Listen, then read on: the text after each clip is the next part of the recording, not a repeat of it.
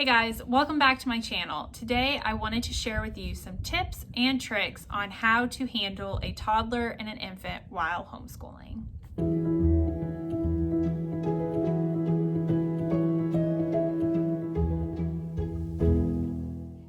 I don't know about you mamas, but homeschooling is a job all by itself, and that is without having to chase other little kiddos along with it.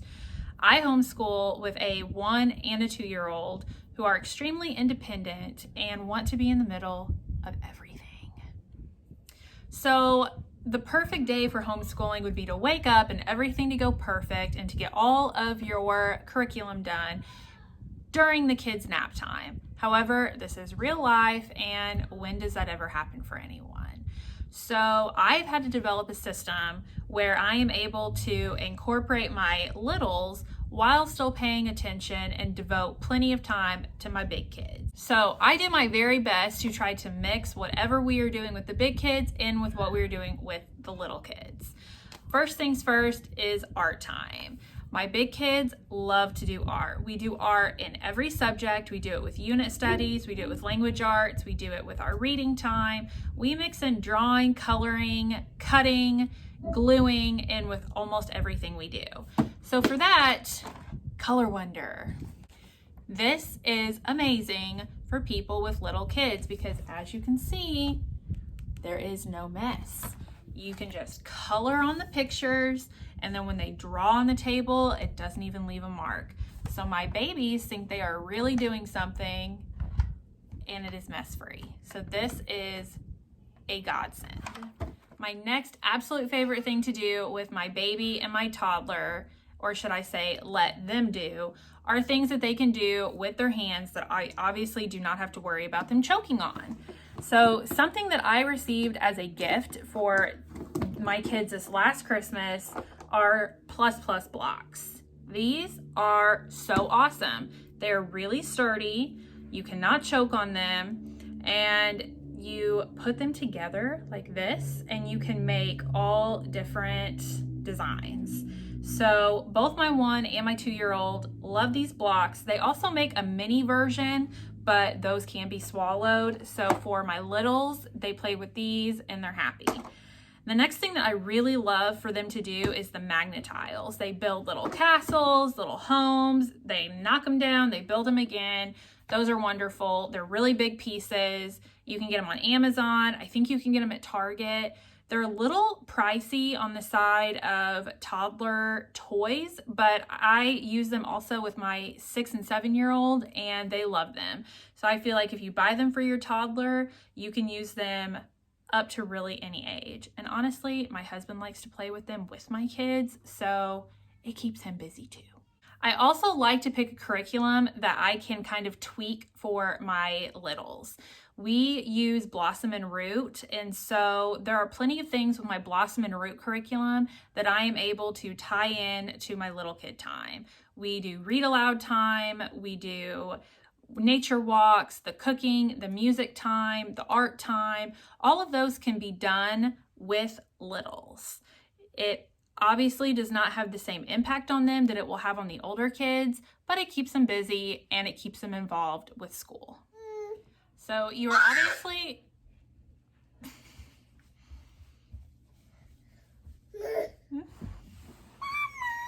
Hi, do you want to get in? Hi. So obviously you cannot do all of your curriculum with little kids involved. So during that time, I try to schedule to the best of my ability my school day around their nap times. This one right here is currently teething, so nap time is non-existent. Pretty sure my 2-year-old is on a nap strike as well. So we are doing our very best to homeschool while incorporating the little kiddos as best that we can right now. But on a normal day, when things are going smooth and things are going easy, I can typically get up, make breakfast, do our morning routine, put the littles down for a nap, do the bulk of our homeschooling in the morning, and then have lunch with everyone, and then get up, or then lay the kids down for an afternoon nap later, and then finish our school day. So it doesn't always go like that. So when it doesn't go like that, I try to utilize sensory bins. Is that funny? I try to utilize the sensory bins, the plus plus blocks, the magnetiles. We try to read board books. Oh, are you going to help me? Huh? I try to utilize all of the things that I have to the best of my ability, which includes the Color Wonder sheets, board books, Legos. We also try to do as much outside time as possible. That does not always happen with multiple kids and one parent at home during the day, but when it can happen, my kids are much happier human beings. Okay, sorry about that. I also try to use my big kids with my little kids. So for reading time, I will have the big kids sit and read their books that they are currently on to their little brother and sister. So the babies think that the big kids are playing with them. The big kids think that they're helping with the babies. But in reality, they are getting reading practice along with keeping the little kids busy. So it is really a win-win for me on both situations. I also have a variety of math type of games that I can do with the big kids and the little kids. Melissa and Doug is wonderful for those types of things. We have a little fishing game where you throw the wooden fish on the floor and you use a fishing pole to get them. You have to match colors and numbers and things like that. So my kindergartner loves to play that game with my 2-year-old. So my kindergartner is working on his math skills while my 2-year-old just feels like he's included. I also try to keep my little kids busy with things that are age appropriate for them. Little people, toys, some of the Mr. Potato Head toys are a big hit for my 2-year-old right now. He's learning his body parts and where everything goes. So, my 2-year-old also is in love with the wooden puzzles that Melissa and Doug makes with the little pegs that you can pick up the pieces. That also works for my 1-year-old. She enjoys trying to put things places, but for her right now, she's just exploring the world. So whatever she can get into, she can. So she's just kind of all over the place. So it is definitely difficult to homeschool older kids while you have infants and toddlers at home, but trying to stick to a schedule, I feel like, can be even more frustrating. Sometimes it doesn't go according to plan, and then whenever it doesn't go according to plan, you just feel like your whole entire day is off. So I try to stick to a routine to the best of my ability, including nap time, breakfast, lunch, etc. And if that doesn't work out, I just work around it. I find the next best thing that's going to work for all of my kids combined, and it usually ends up being a relaxed school day. It's not perfect by any means, but when is life ever perfect? I know mine is not. So even though it's difficult, it is 100% possible to homeschool older children while you have a toddler and a baby at home. You just have to try to keep a routine to the best of your ability, accept that you're going to have good days and bad days where things go according to plan, and then when they don't, and you just have to be adaptive. You have to be able to adapt to the change in schedule, the change in mood, when you have a teething baby or a kiddo that's sick. No different than you would adapt if your older 2 kids woke up on the wrong side of the bed and just weren't feeling going to school that day.